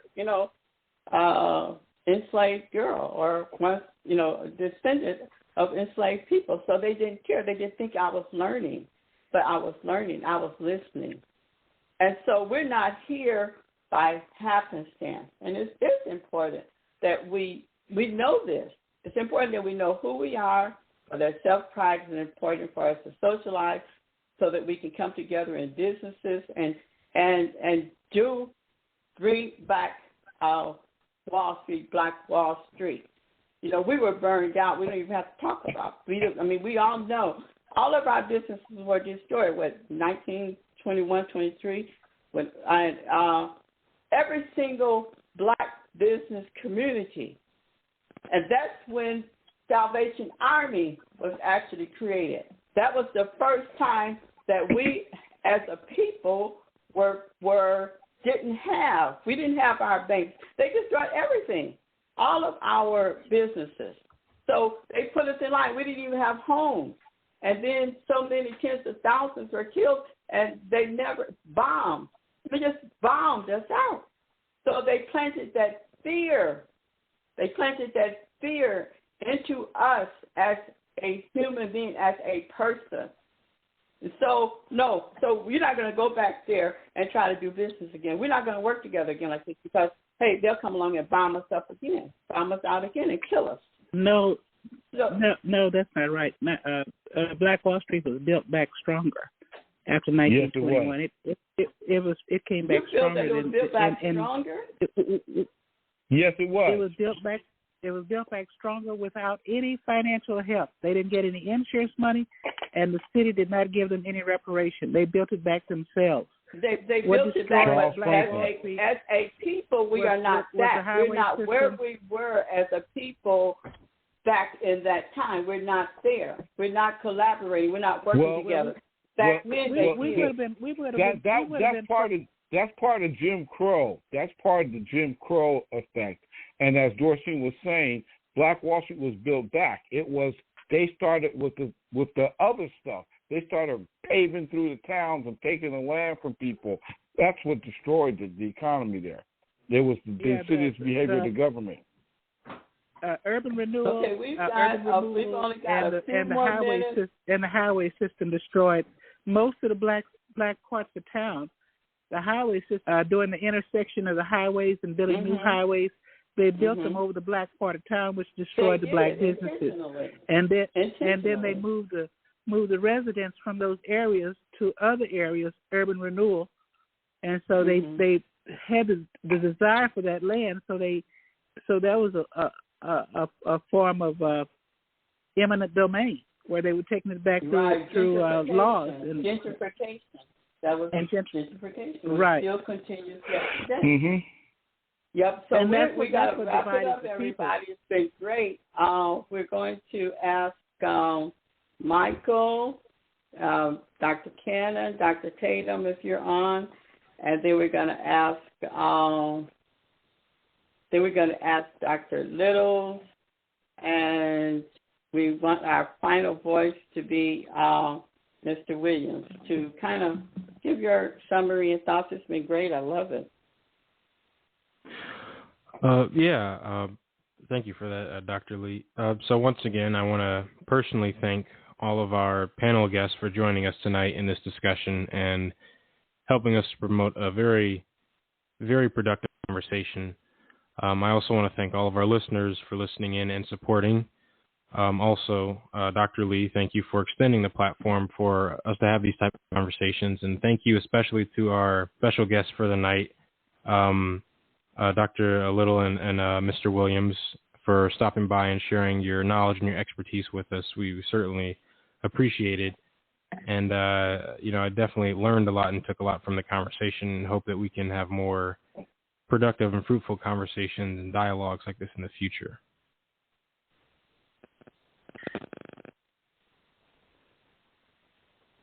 Beautiful, outstanding, everybody. I appreciate every moment, every second of everybody's time. It's been great conversation, Dr. Lee. I appreciate you as well. It's been outstanding conversation. I believe Juneteenth, we really, really need to make this a landmark before the world that we did this together, y'all. Let's celebrate Juneteenth. Yes, absolutely. Dr. Little? I just wish to thank everyone for the insight that you have provided to me. It's always educational, and thank you for listening to some of the small amount of information I have been able to give you. This has been very inspiring. Thank you so much. And thank you so very much. I certainly appreciate you joining us tonight. And you brought a lot.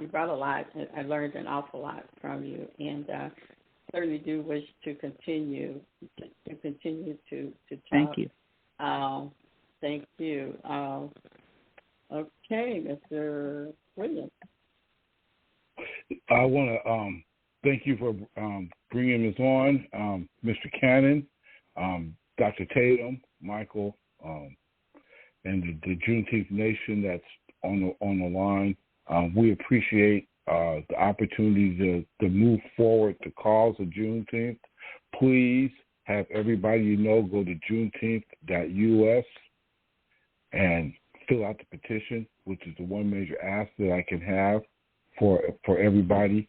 Those of you that are in different areas, if you can call up your state representative and tell them to support HR 1320, I appreciate it. The National Juneteenth Observance Foundation's mission is to bring all Americans together to celebrate our common bond of freedom through the recognition, observance, education, and historic preservation of Juneteenth in America, as dictated to us by our founder, Reverend Ronald B. Myers, Sr., M.D. And that's what we're here to do. And I appreciate the opportunity to further that cause this evening. And certainly we appreciate you, too. Thank you for joining us. Just so much. I just enjoyed the conversation. And we're going to keep talking. In fact, we want to let our audience to know that tomorrow on the Dr. Mary Lee Live special TV video show at 3 p.m. Eastern Standard Time, that Mr. Williams will be with us again to discuss and share about and educate our community about Juneteenth. And we're looking forward to that tomorrow. You should have information about it, but if not, certainly feel free to text area code 571-251-5193, and we will send you information on joining the show, being able to see the show tomorrow. Again, I want to thank you. I want to thank our listening audience for joining us, and I love you all. Thank you, Dr. Cannon, Dr. Tatum, Michael, just for being here and being so supportive. And you inspired me. You all inspired me so very much, and I thank you, and I love you. God bless you, and good night. Until tomorrow and next week. Good night. God bless you all.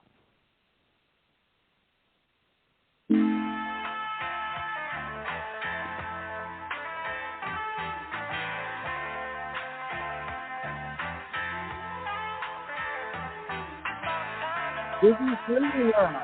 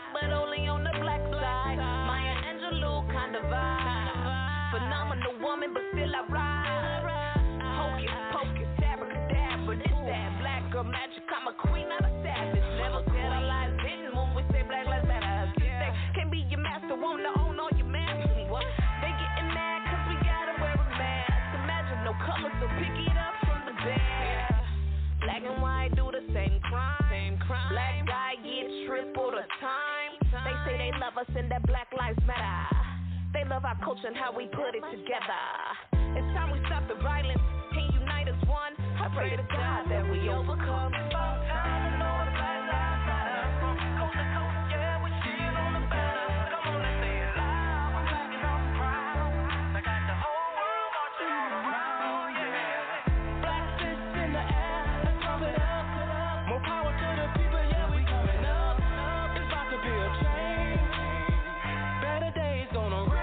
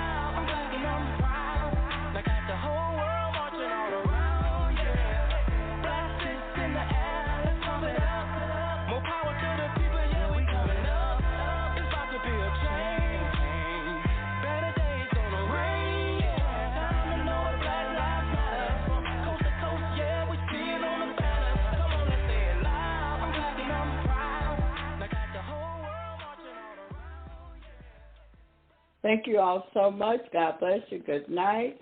And we appreciate you so much, Nick. Thank you.